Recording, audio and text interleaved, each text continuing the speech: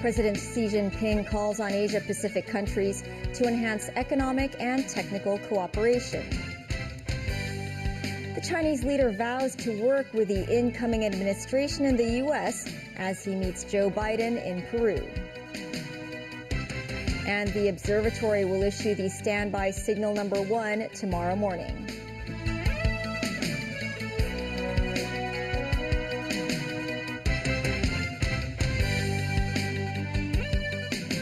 Good evening, I'm Melissa Hekalea, and this is TVB News.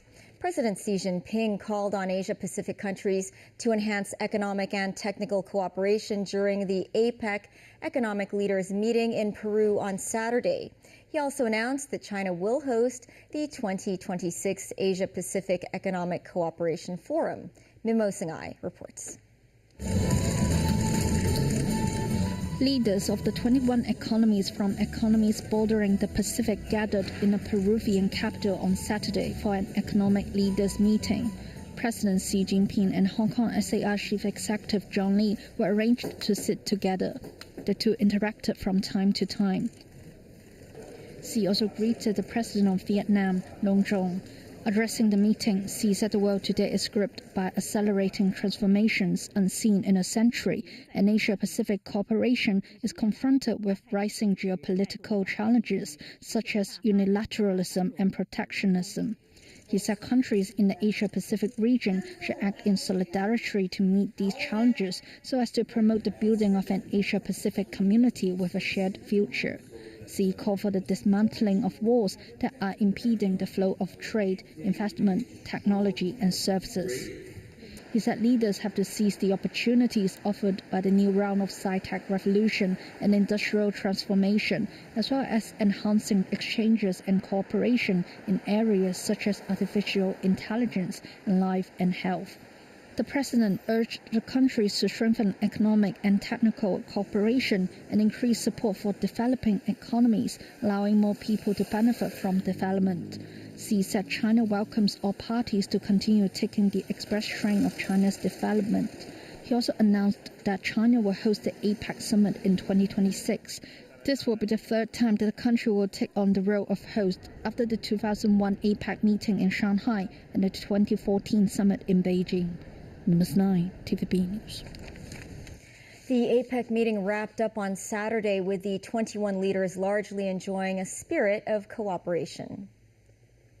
The leaders were draped in wool scarves from Peru, maintaining the APEC tradition of posing in the traditional garb of the host country.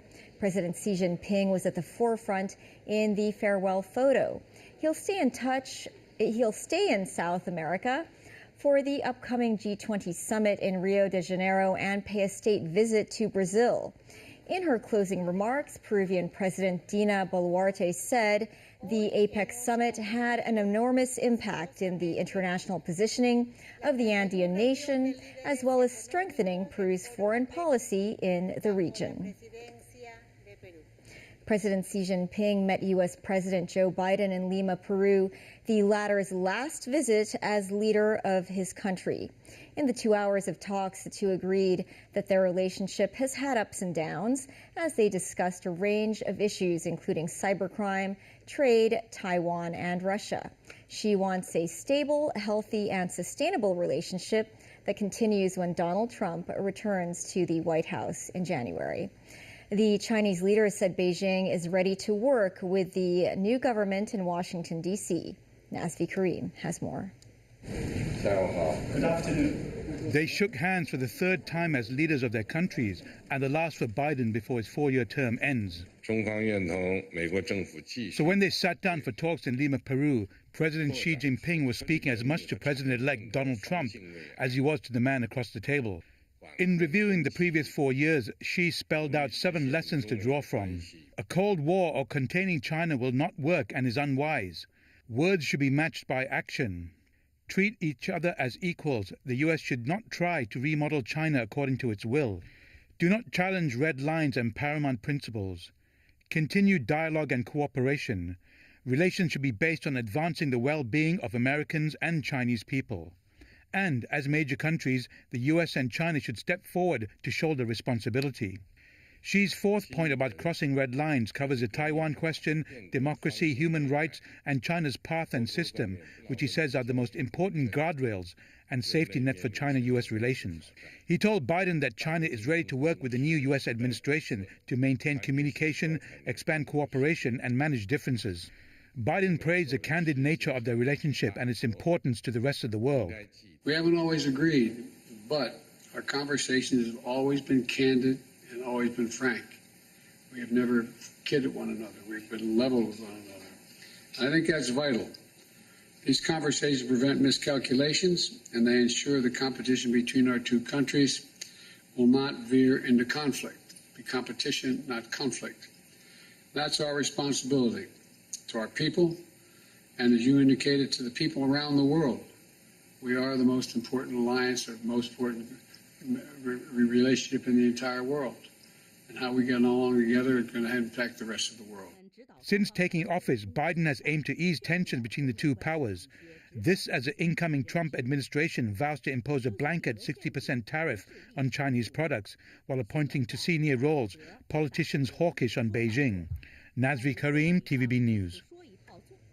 Chief Executive John Lee, who was also in Peru for the APEC summit, said he had secured new business opportunities for Hong Kong in the South American continent. Lee added that he earlier reported to President Xi Jinping on the city's current economic and developmental situation. Timothy Lee tells us more.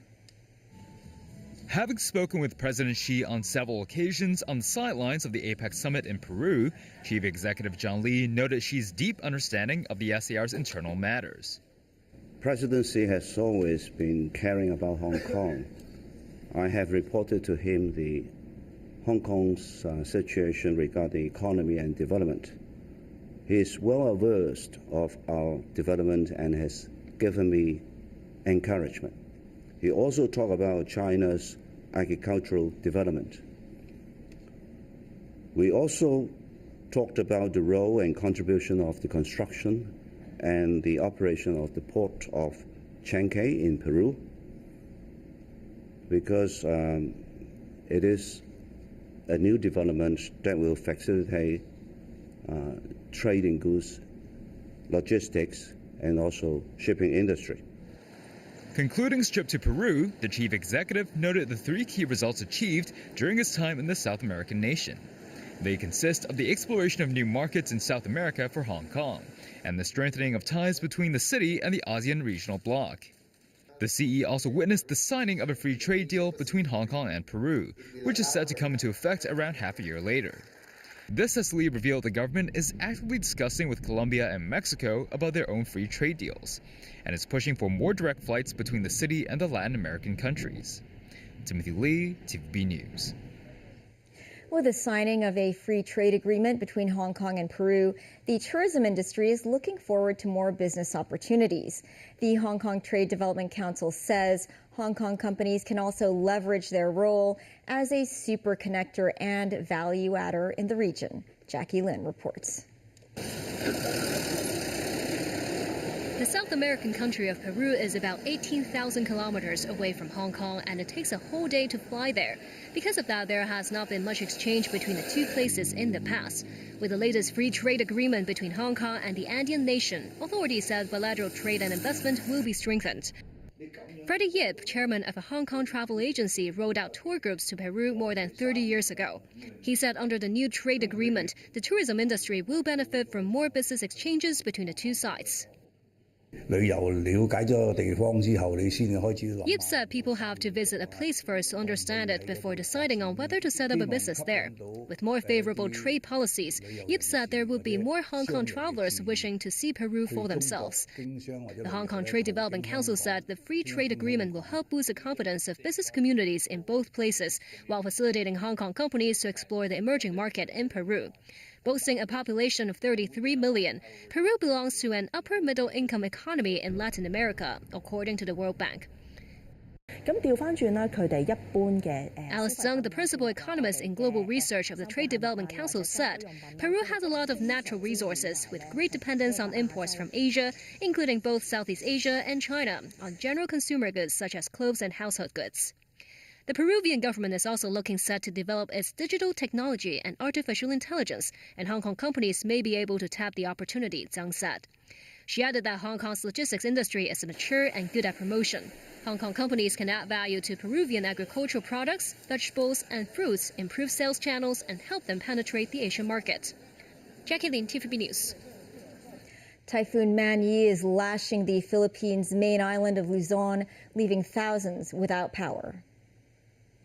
1 million evacuations were ordered with sustained winds of nearly 200 kilometers per hour and powerful gusts that topped 240 kilometers per hour.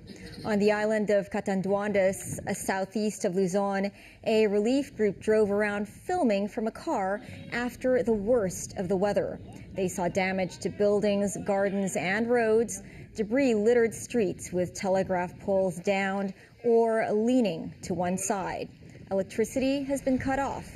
There were no immediate reports of casualties. Forecasts say the typhoon will move northwestward, but should miss Manila. Man-yi is the 6th cyclone to hit the Philippines in less than a month. The Hong Kong Observatory will issue the standby signal number 1 between 6 a.m. and 9 a.m. on Monday. This, as Man-yi is projected to enter within 800 kilometers of the city around midnight tonight. Hong Kong was covered in fog this morning. Authorities said a strong northeast monsoon is expected to affect the coastal areas on Sunday night. Man-yi will move across the central and northern parts of the South China Sea in the next 2 days before heading towards the vicinity south of Hainan Island. The observatory says whether a higher tropical cyclone warning signal will be issued between Monday night and early Tuesday depends on the distance of the storm from the Pearl River estuary. Residents should expect windier and colder weather in the next few days. A number of people were injured in an escalator accident in Tsim Sha Tsui. Bloodstains were found at the scene of the accident near the Tsim Sha Tsui East MTR station. The escalator involved in the incident is currently not in operation. The accident occurred at around 5 p.m. when a tour group boarded an escalator near the station's L6 exit, during which a number of people fell over. The injured were sent to Kwang Wah Hospital for treatment. Still ahead, the 3-runway system 10-kilometer international race at Hong Kong International Airport. A surge in Russians' interest in learning the Chinese language.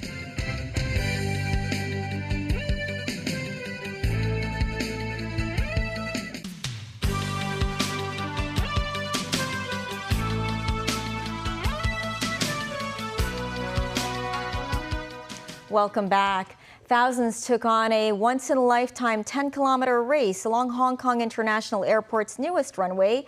The 3-runway system is set to commence operation on November 28th. Celine Chan reports. Thousands of runners gathered at the airport center runway this morning for the 3-runway system 10-kilometer international race. The other 2 runways at the airport remained in use, with planes taking off and landing as participants raced along the center runway. It was cloudy at the airport, sometimes with rain and drizzle.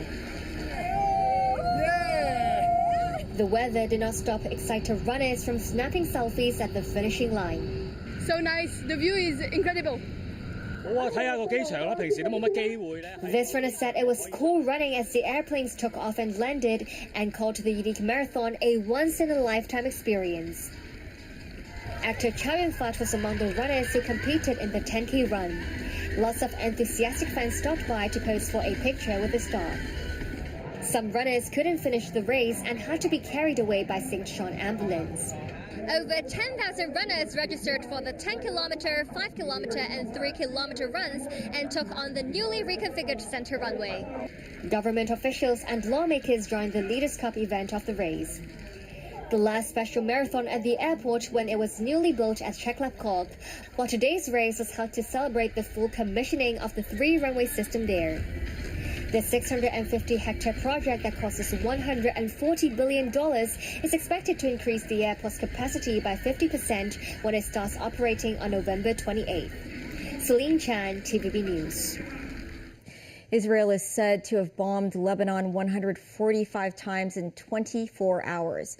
The Israeli Defense Forces say their troops reached the deepest point inside Lebanon since they invaded 6 weeks ago, before pulling back after battles with Hezbollah fighters.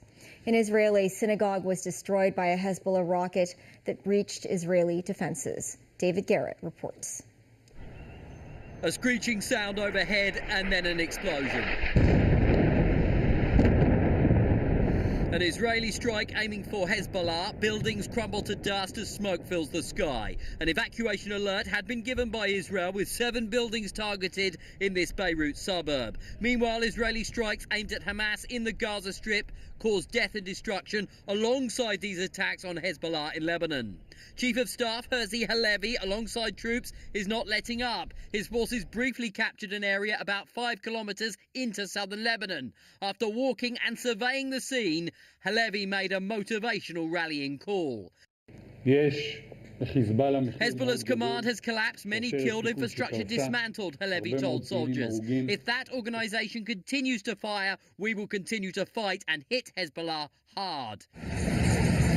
The latest missile launches from Hezbollah caused injuries to 2 people. As the sun came up, it emerged a synagogue was struck. 2 buildings were damaged. We are very happy that no one was inside.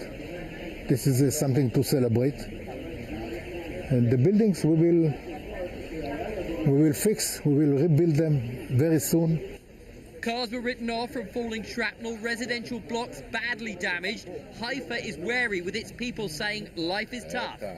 My grandchildren is living here, and yesterday when there was a rocket attack, they went directly to the stairs, and actually they were survived because they were on time on the right place. Otherwise, if they would be in the room, I don't know what would happen. That Haifa resident says he hopes the war will end soon so he can get back to routine life. Prospects of a ceasefire in Lebanon or Gaza are slim. These Israeli protesters blaming their own government, also angry that no deal has been done to bring back Hamas-held hostages. Meanwhile, Israeli police arrested 3 suspects as flares were fired at the Prime Minister's private coastal home. Benjamin Netanyahu and his family were not there. David Garrett, TVB News. Iran's foreign minister strongly denies Iran's UN envoy met Elon Musk, who is part of the new Trump administration. Abbas Araghchi appeared on state media to deny the claim that was reported in the New York Times. Araghchi said it was a fabrication by American media. He wasn't asked any follow-up questions. The billionaire and owner of social media site X was reported to have met with Iran's UN envoy 6 days ago. U.S. media have been told that Musk and Amir Saeed spoke about Iran's nuclear program, Tehran's support for anti-Israeli groups, and relations with the U.S. government. Donald Trump has made another controversial cabinet pick. Chris Wright will be head of energy. He is an oil and gas executive. Wright founded an oil field services company out of Denver, Liberty Energy. He's been a staunch defender of fossil fuel use. Trump is an environmental skeptic, and Wright has denied climate change. Wright made headlines in 2019 when he drank fracking fluid to prove its safety. In Russia, Mandarin Chinese has become the fastest growing second language in terms of the number of learners. This goes up by 15 to 20% every year. TVB News visited a private school in Kazan that teaches Chinese. When Russian President Vladimir Putin visited a secondary school in Kazan in September, he noted a surge in Russians' interest in learning the Chinese language. With that, it's necessary to strengthen Chinese education, Putin said. The number of people studying Chinese in Russia increased from 5,000 in 1997 to 50,000 in 2017, and the latest number of learners stands at more than 90,000. A quarter of Russian Mandarin learners choose to take courses at language learning centers. This Russian man has adopted a Chinese name, Li Jun. He said as he can see improving relations between Russia and China, he's been fascinated by the Chinese culture. His dream is to travel around China and work as a translator there. The school's manager said she has been learning Chinese since 1992, originally to help businessmen with translations. But later, some of her clients also wanted to learn Chinese and have their own children acquire the language as well. And that has inspired her to open this Chinese learning center 16 years ago, which now boasts about 200 students. She said their students span from lawyers, teachers, journalists, economists to people of other professions. Some learn Chinese for their career opportunities. Others learn it for personal improvement, she said. A Chinese teacher at a private school in Russia can generally earn about 1,000 rubles for a 90-minute lesson. If you deliver 6 lessons a week, the monthly salary is about 30,000 rubles, or about 2,400 Hong Kong dollars. The education center's teacher said the most difficult thing is teaching the Mandarin tones and the Chinese characters, because the Russian language has neither. Since 2019, Russia has included Chinese as one of their foreign language subjects at the national examination. Jackie Lin, TVB News. That's the news. Thanks for watching. Stay dry.